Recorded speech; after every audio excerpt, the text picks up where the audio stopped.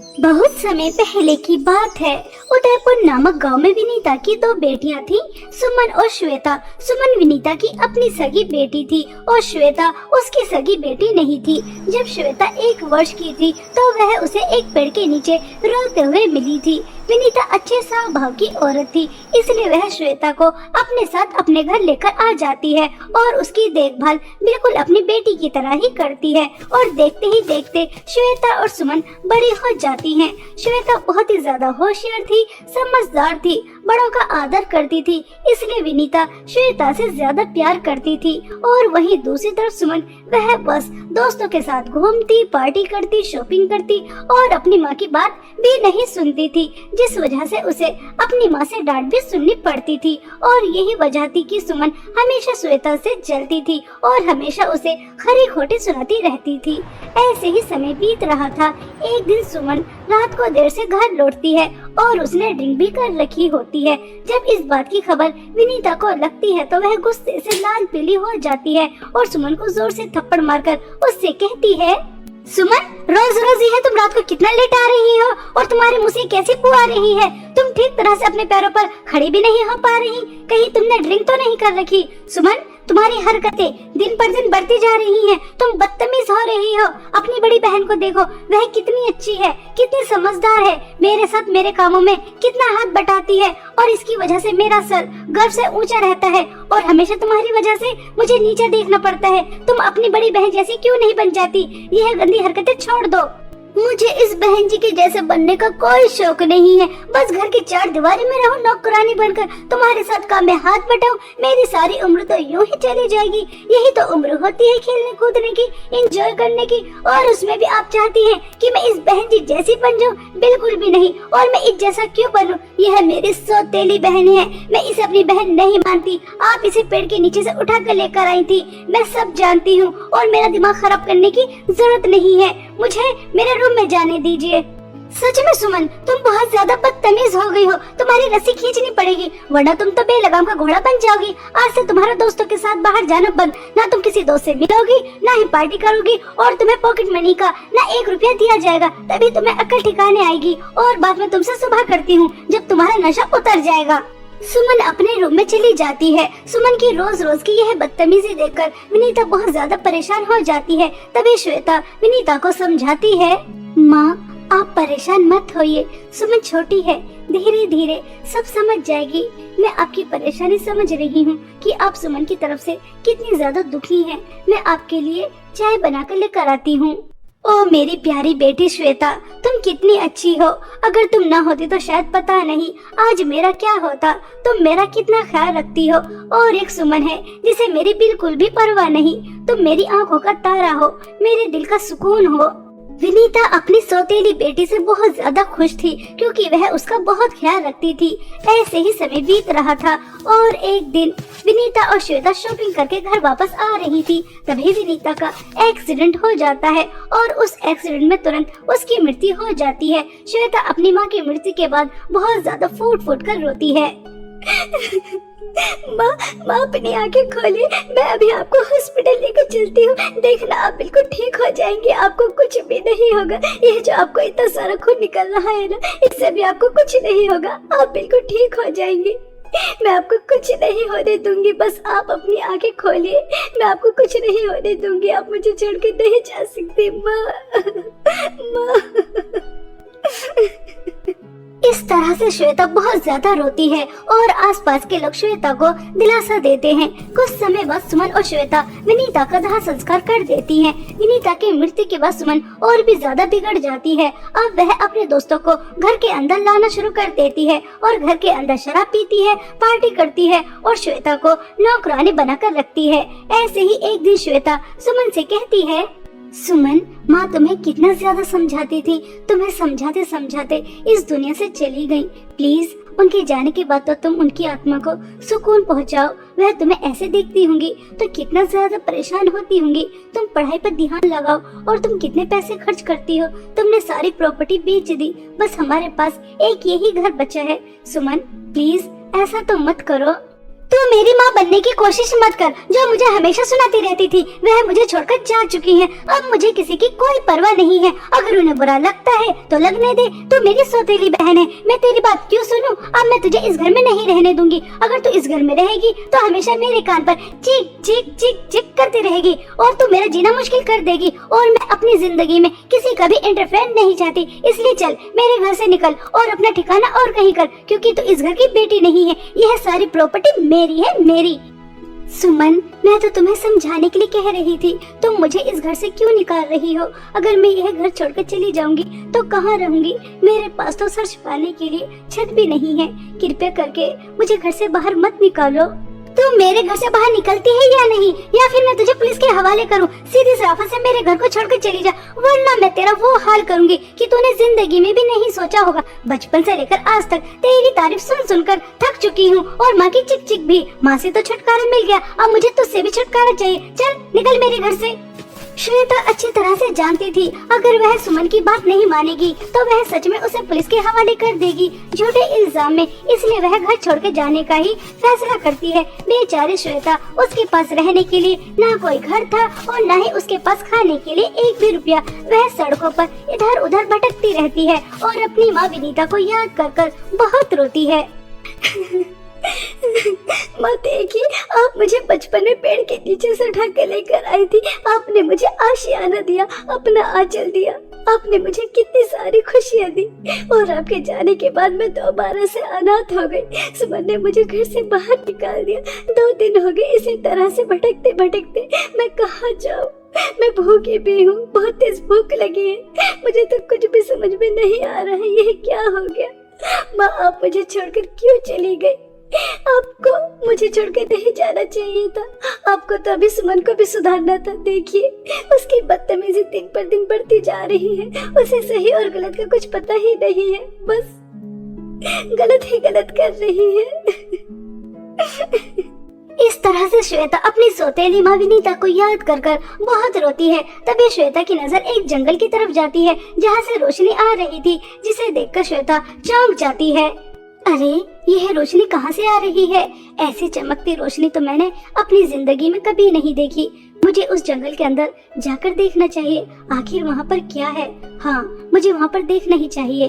ऐसा सोचकर श्वेता जैसे ही उस जंगल के अंदर जाती है जहाँ से रोशनी आ रही थी, तो श्वेता को 2 नदी नजर आती हैं, जहाँ एक नदी के पास सोने का घर था और दूसरी नदी के पास चांदी का घर था। तभी सोने के घर की नदी से आवाज आती है, श्वेता, मैं जादू सोने के घर की नदी हूँ। मेरे जादू सोने के घर के अंदर आओ। इस घर के अंदर तुम्हें बहुत सारी धन दौलत मिलेगी, जैसे सोना, हीरे, मोती, पैसे, बहुत कुछ। और तुम्हारी जिंदगी में किसी चीज की कोई कमी नहीं होगी। तुम इस दुनिया की सबसे अमीर लड़की होगी। आओ मेरे घर के अंदर आओ, लेकिन मेरे घर के अंदर आने के लिए बस तुम्हें एक छोटी सी शर्त माननी होगी। मेरे नदी का पानी सूखता जा रहा है, इसलिए मेरे जादू सोने के घर को 2 सुंदर लड़कियों की बलि की जरूरत है। बस 2 सुंदर लड़कियों की बलि चढ़ाओ और सारी जिंदगी ऐश करो, ऐश। श्वेता, मैं जादू चांदी के घर की नदी हूँ। तुम मेरे घर के अंदर आओ। इस घर के अंदर तुम्हें कोई धन दौलत नहीं मिलेगी, न पैसा, न सोना, न चांदी, न रुपया, कुछ भी नहीं। बल्कि मेरे घर के अंदर एक छोटा सा गांव बसता है, जिसके अंदर कम से कम 100 से ज्यादा बच्चे बीमार हैं। उनकी तुम्हें सेवा करनी होगी, और जैसे ही वे बच्चे स्वस्थ हो जाएंगे तो जो मेरी नदी का पानी सूख रहा है वह दोबारा से बढ़ जाएगा। लेकिन इसके बदले तुम्हें कुछ भी नहीं मिलेगा। अब तुम्हारे हाथ में है कि तुम सारी जिंदगी ऐश करने के लिए 2 सुंदर लड़कियों की बलि चढ़ाकर धन दौलत प्राप्त करना चाहती हो, या फिर 100 बच्चों को नया जीवन देकर पुण्य कमाना चाहती हो। मेरे पास रहने के लिए न घर है और न खाना खाने के लिए पैसे, कुछ भी नहीं है। मुझे धन दौलत की बहुत ज्यादा जरूरत है, लेकिन इन सब के बावजूद भी मैं धन दौलत का लालच नहीं करूंगी, क्योंकि मुझे मेरी माँ समझाती थी कि लालच बहुत बुरी बला होती है।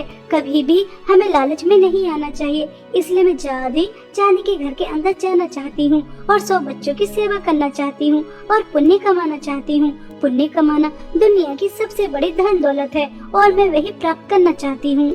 ऐसा कहकर श्वेता नदी के सहारे जादू चांदी के घर के अंदर चली जाती है और वहां जाकर श्वेता देखती है तो वह घर धन दौलत से भरा हुआ था। यह देखकर श्वेता चौंक जाती है और सोचती है कि सब बच्चे कहाँ पर हैं। तभी उसे जादू चांदी के घर से आवाज आती है, श्वेता तुम बहुत अच्छी लड़की हो, तुम्हारा दिल बहुत बड़ा है, वरना आज के टाइम में इतनी सारी धन दौलत छोड़कर कौन किसकी मदद करना चाहता है। तुम्हें पैसों की जरूरत थी, इस सब के बावजूद भी तुमने धन दौलत का लालच नहीं किया, तुमने लोगों की मदद करने के बारे में सोचा। इससे पता चलता है कि तुम कितनी अच्छी लड़की हो। यह घर भी तुम्हारा है और इसकी धन दौलत भी तुम्हारी है। इस घर को तुम जहाँ चाहो वहाँ रख सकती हो और इसकी मदद से तुम औरों की भी मदद कर सकती हो। अगर तुम चाहो तो अब तुम्हारी जिंदगी में धन दौलत की कभी कमी नहीं होगी। जाओ प्यारी बच्ची, खुश रहो।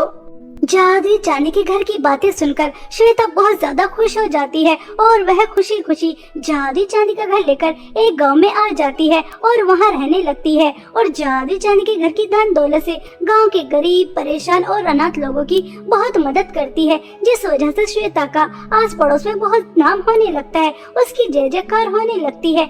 ऐसे ही समय बीत रहा था। वहीं दूसरी तरफ सुमन आज बहुत गरीब हो चुकी थी, उसके पास कुछ भी नहीं बचा था। उसने जुए में, शराब में, पार्टी में, आवारा दोस्तों के साथ सब उड़ा दिया था और वह दर दर की ठोकरें खा रही थी। लेकिन जब एक दिन वह श्वेता को लोगों को सोना, चांदी, कपड़ा, अनाज बांटते हुए देखती है तो उसका मुंह खुला का खुला रह जाता है और वह सोचती है, अरे यह मेरी सौतेली बहन श्वेता कैसे लोगों को सोना, चांदी, कपड़ा, रुपया, अनाज बांट रही है।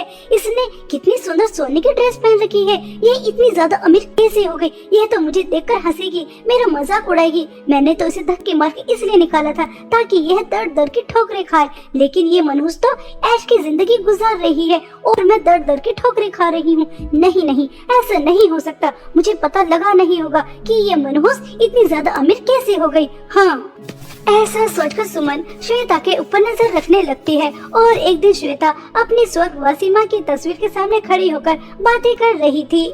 माँ, आपको पता है मैंने आपके नाम का एक अनाथालय खोला है जिसमें किसी भी बच्ची को कोई परेशानी, कोई दिक्कत का सामना नहीं करना पड़ेगा। यह माँ सब कुछ बस मुझे आपकी परवरिश की वजह से ही मिला है। आपने मुझे इतनी अच्छी परवरिश दी कि मुझे जादुई सोने और चांदी की नदी के घर से जादुई चांदी का घर मिला, जिसकी मदद से मैं एक खुशहाल जिंदगी बिता रही हूँ और अपने आसपास के लोगों का भी ख्याल रख रही हूँ। ओहो, अच्छा, तो जादू सोने चांदी की नदी के घर की मदद से इतनी अमीर हुई है। अब मुझे भी वहाँ पर जाना चाहिए। मैं भी दोबारा से अमीर हो जाऊंगी और मैं भी महारानी वाली जिंदगी बिताऊंगी। ऐसा सोचकर सुमन उसी जगह पहुंच जाती है जहां पर जादू सोने और चांदी के घर की नदी थी और वहां जाकर रोने लगती है। तभी सुमन से भी यही पूछा जाता है कि वह जादू सोने के घर की धन दौलत लेकर ऐश की जिंदगी गुजारना चाहती है या फिर सब बच्चों की सेवा करना चाहती है। तभी सुमन हंसते हुए कहती है, अरे जादू सोने चांदी के घर की नदी, तुम भी बड़ी बेवकूफ हो। अरे जिसके सामने इतनी सारी धन दौलत पड़ी होगी तो वह धन दौलत ही तो चुनेगा। वो पागल तो नहीं है जो फ्री में 100 बच्चों की सेवा करेगा। मुझे तो जादू सोने के घर के अंदर जाना है और वहाँ की धन दौलत लेकर इस दुनिया पर राज करना है। मुझे बहुत अमीर होना है और श्वेता की 25 से भी ज्यादा अमीर। ऐसा कहकर सुमन नदी के सहारे जादू सोने के घर के अंदर चली जाती है और वह उस घर के अंदर जाकर देखती है तो चारों तरफ अंधेरा ही अंधेरा होता है और चुड़ैलों की, भूतों की आवाजें आ रही थी और यह आवाजें सुनकर सुमन घबरा जाती है और वह बाहर निकलने की बहुत कोशिश करती है लेकिन बाहर नहीं निकल पाती। तभी जादू सोने के घर से आवाज आती है, तुम जैसे लालचियों की यही सजा है। अब तुम कभी बाहर नहीं आओगी, यहीं रहोगी और अमावस वाले दिन तुम्हारी इस जादू सोने के घर की नदी को बलि चढ़ाई जाएगी। हा हा हा हा। यह सुनकर सुमन घबरा जाती है और बहुत रोती है। इस तरह सुमन को उसके लालच और बुरे कर्मों की सजा मिल जाती है और वहीं दूसरी तरफ श्वेता अपने अच्छे स्वभाव की वजह से एक खुशहाल जिंदगी बिताती है और दूसरों की जिंदगी में भी खुशियाँ लेकर आती है। इसलिए हमें हमेशा अच्छे काम करने चाहिए और लालच तो कभी भी नहीं करना चाहिए, क्योंकि लालच बहुत बुरी बला होती है। एक बार की बात है, रामपुर नामक गाँव में 2 बहनें गीता और सीमा अपनी विधवा माँ सावित्री के साथ रहा करती थी। कुछ समय पहले ही सावित्री के पति का निधन हो गया था। सावित्री अपनी दोनों बेटियों का पालन पोषण करने के लिए सिलाई क्या करती थी। सीमा तो बहुत अच्छे स्वभाव की थी, वह कभी भी अपनी माँ से किसी चीज की फरमाइश नहीं करती थी। लेकिन गीता, उसे तो बस हमेशा अपने दोस्तों के साथ पार्टी करने के लिए पैसे चाहिए थे। ऐसे ही समय बीत रहा था, स्कूल में एग्जाम चल रहे थे, लेकिन गीता एग्जाम देने नहीं जाती। सीमा को उसकी चिंता होने लगती है और वह अपनी बहन को एग्जाम देने के बाद ढूंढने जाती है तो उसे पता चलता है कि वह एक क्लब में दोस्तों के साथ पार्टी कर रही है। वहां जाकर सीमा गीता को जोर से थप्पड़ मारकर कहती है, गीता, आज एग्जाम था और तुमने एग्जाम भी नहीं दिया, यहाँ क्लब में अपने आवारा दोस्तों के साथ पार्टी कर रही हो। मम्मी कैसे पाई पाई जोड़कर स्कूल की फीस जमा करती हैं और तुम पूरे साल की फीस इस तरह से बर्बाद कर रही हो। गीता, यह तो गलत बात है। सुन बहन जी, मैं तेरी तरह नहीं हूँ जो बस माँ की चमची बनकर उनके आगे पीछे घूमती रहूं। मुझे अपनी जिंदगी एंजॉय करनी है। आज मेरे दोस्त का बर्थडे था, इसे मैं छोड़कर एग्जाम देती। एग्जाम तो मैं दोबारा भी दे दूंगी और वैसे भी तू मुझसे जलती है क्योंकि आए दिन मैं पार्टी करती रहती हूँ और तुझे कोई खास भी नहीं डालता। क्यों दोस्तों, मैं सही कह रही हूँ ना? यार, तेरी इस गंवार बहन ने यहाँ आकर सारी पार्टी का मजा ही खराब कर दिया। इसे यहाँ से भगा दे। अपने दोस्तों की बातें सुनकर गीता अपनी सगी बहन को पार्टी से धक्के मारकर निकाल देती है। सीमा को बहुत दुख होता है और वह रोते हुए घर वापस आ जाती है। सावित्री की तबीयत ठीक नहीं थी, इसलिए वह अपनी माँ को अपनी बहन की शिकायत नहीं लगाती क्योंकि सावित्री की तबीयत और ज्यादा खराब हो जाती।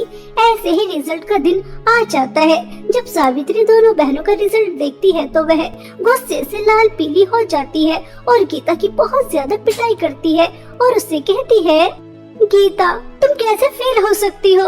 तुम तो रोज ट्यूशन भी जा रही थी और तुम्हारा कोई एग्जाम भी नहीं छूटा, फिर फेल कैसे हो गई? और सीमा को देखो, वह पूरे स्कूल में फर्स्ट आई है, इसने तो कोई ट्यूशन भी नहीं लिया और घर का सारा काम भी किया। बेटा, मैं कितनी मेहनत से पैसे कमाती हूँ और तुम्हारे स्कूल की फीस जमा करती हूँ और तुम फेल हो गई। मम्मी, अगर मैं पास नहीं हुई तो इसमें मेरी क्या गलती? मैंने तो पूरी मेहनत की थी। अब स्कूल वालों ने ही मुझे फेल कर दिया तो इसमें तो मेरी कोई गलती नहीं है। आप हमेशा मुझे ही सुनाती रहती है। इस सीमा की बच्ची को तो कुछ नहीं कहती। आप तो मेरे साथ ऐसा बर्ताव करती है जैसे मैं आपकी सौतेली बेटी हूँ। ऐसा कहकर गीता गुस्से में अंदर चली जाती है। ऐसे ही समय बीत रहा था। सावित्री एक दिन मार्केट से घर वापस आ रही थी कि तभी रास्ते में उसका एक्सीडेंट हो जाता है। जब इस बात की खबर गीता और सीमा को लगती है तो दोनों बहनें तुरंत हॉस्पिटल पहुंचती हैं। सावित्री के इलाज में बहुत ज्यादा पैसे खर्च हो जाते हैं। घर में सिर्फ सावित्री काम करने वाली थी और वही चारपाई पर बैठ जाती है। अब घर में जो भी राशन था वह भी खत्म हो जाता है। तभी गीता बहुत गुस्से में अपनी माँ से कहती है, मम्मी, जब आपको हमें ऐसी ही नर्क जैसी जिंदगी देनी थी तो फिर पैदा ही क्यों किया? दाने दाने के लिए तरस रहे हैं। आप सिलाई कर कर 4 पैसे कमा लिया करती थी, अब तो आप भी चारपाई पर बैठ गई। मेरे दोस्तों में मेरी कितनी इंसल्ट हो रही है मैं ही जानती हूँ। उनसे उधार ले लेकर इतना ज्यादा कर्जा हो गया मेरे ऊपर और आपको तो कोई चिंता ही नहीं है कि आपकी बेटी की जिंदगी में क्या हो रहा है क्या नहीं हो रहा। आप तो बस आराम से चारपाई पर बैठी है। गीता, यह हमारी माँ है और तुम जानती हो पिताजी की मृत्यु के बाद उन्होंने हमें किस तरह से पाल पोस कर इतना बड़ा किया। हमें पढ़ाया, पहनने के लिए कपड़े दिए, खाना खिलाया और आज माँ को हमारी जरूरत है तो तुम इस तरह से सुना रही हो। माँ, आप चिंता मत कीजिए, मैंने कुछ सोचा है। क्या बेटा, क्या सोचा है तुमने? माँ, मैंने सोचा है कि गीता और मैं हम दोनों आपका सहारा बनेंगे। हम दोनों काम करने जाएंगे, जो भी काम मिलेगा वही काम करेंगे और पैसे कमाएंगे। गीता को हमने बहुत सर पर चढ़ा लिया। जब तक यह काम करके पैसे नहीं कमाएगी तब तक इसे पैसों की अहमियत का अंदाजा नहीं होगा कि पैसे कितनी मेहनत से कमाए जाते हैं। गीता पहले तो सीमा के साथ काम करने जाने के लिए मना कर देती है, लेकिन जब सावित्री उसे घर से बाहर निकालने की धमकी दे देती है तो वह चुपचाप काम पर जाने के लिए तैयार हो जाती है। जब गीता के दोस्तों को यह पता चलता है कि गीता लकड़ियां बेचने का काम करती है तो उसके दोस्त उसके ऊपर बहुत हंसते हैं। अरे यार गीता, तूने तो हमसे कहा था कि तू कभी कोई काम नहीं करेगी, लेकिन तू तो यहाँ मजदूरी जैसा काम कर रही है।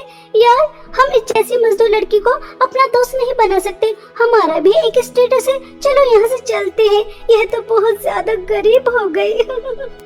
इस सीमा की बच्ची की वजह से आज मेरे दोस्तों में मेरी इतनी इंसल्ट हो रही है।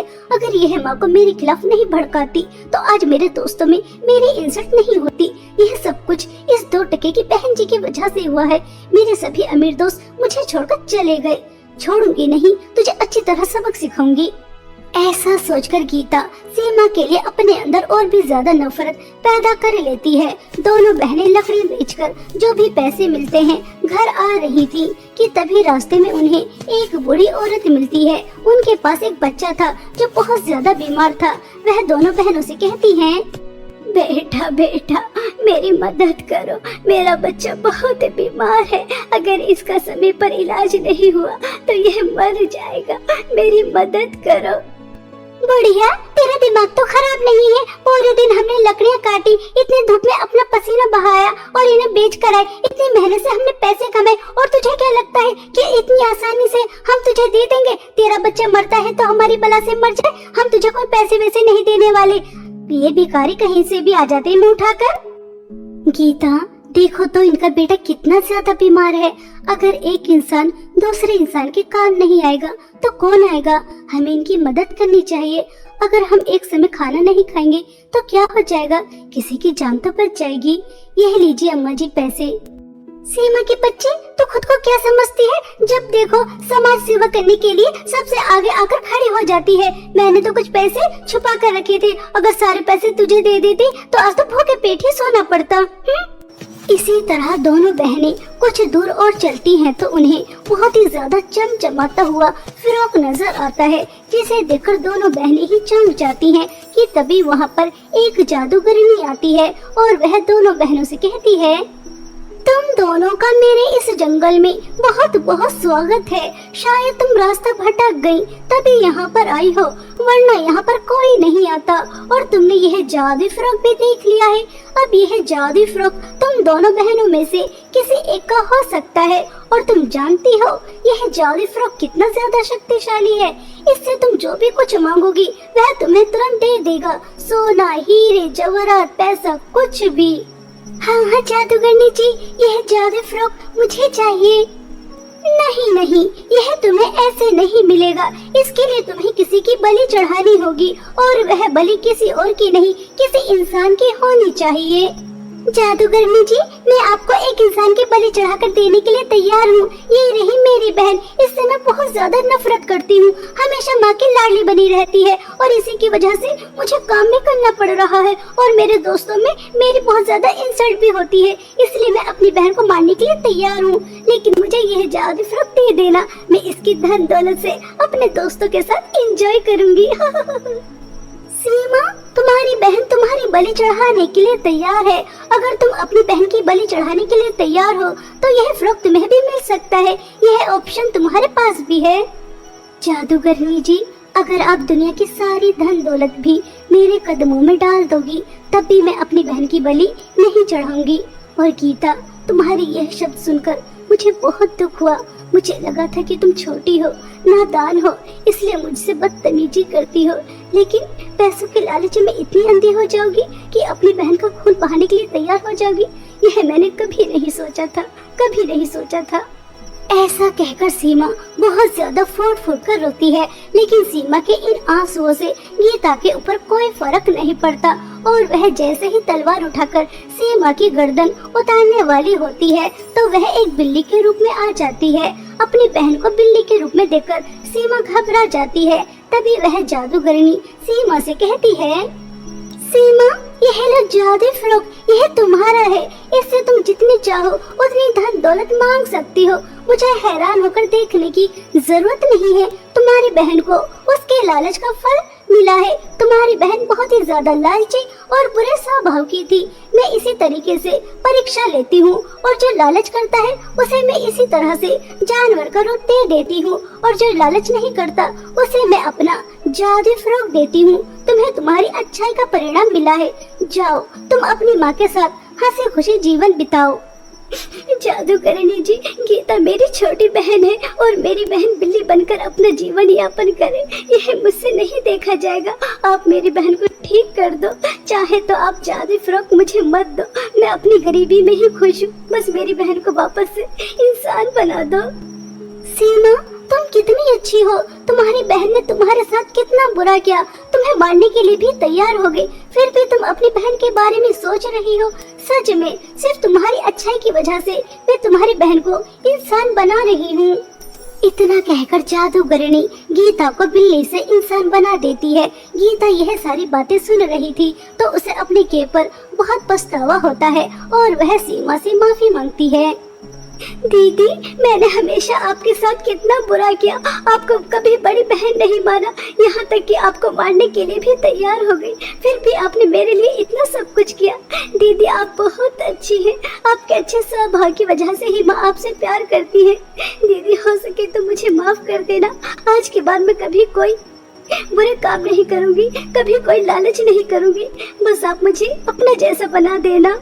सीमा गीता को माफ कर देती है और वह जादूगरनी दोनों बहनों का इतना प्यार देखकर बहुत खुश होती है और वह अपना जादुई फ्रॉक दोनों बहनों को दे देती है, जिसकी धन दौलत से दोनों बहन बहुत ज्यादा अमीर हो जाती हैं और अपनी माँ का इलाज बहुत बड़े हॉस्पिटल में कराती हैं। सावित्री बिल्कुल ठीक हो जाती है और जादुई फ्रॉक की मदद से अपना बहुत बड़ा बुटीक चलाती है और पूरा परिवार इसी तरह हंसी खुशी अपना जीवन व्यतीत करता है।